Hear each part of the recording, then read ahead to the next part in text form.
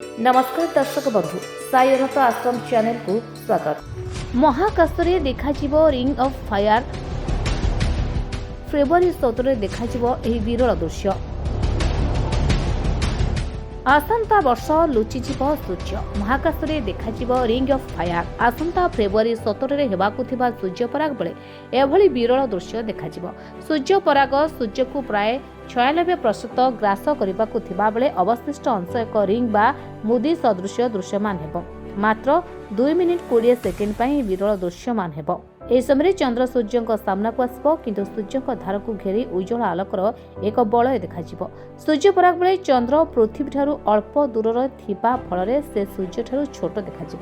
सूर्य को संपूर्ण ग्रास करने परिवर्ते चंद्र प्राय 96% सूर्य को घोड़ाई रखिब, जहाद्वारा महाकाश एक विरल दृश्य देखिब विश्व, जहां रिंग ऑफ फायर भी कहुए। तेबे मात्र 2 मिनिट 20 सेकेंड पई अंटार्कटिकारे ए विरल महाजागतिक दृश्य देखाजिब। धन्यवाद। तमे पुओ को नहीं कि बाबा पाखु आसला परे आपनकर कोन परिवर्तन हेछि? पुओर जो गोड़ हाथ फाटथिला तार भी कोन परिवर्तन हेछि? हाँ मो एमती जड़े सांग पिला शुणिकी आपण पाक आसली, किंतु आसला मो पुओ दीर्घ 7 वर्ष है जो कष्टा भोगुला मोर हृदबोध हो 7 दिन गला भाया लगे। तेणुक बहुत सल्व हो जाए।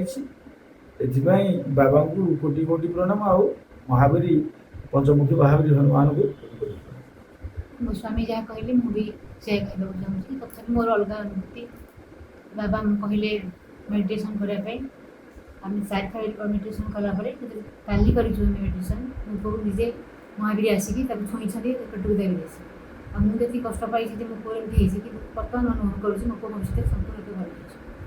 अच्छा पुओ एडी आसिले परे मोर जेती माने कष्ट थिला मो आगुरु जमा चाली पारुनथली। एडी जेती सप्ताह भीतर आसिलेनी माने मते एते भल लागछि।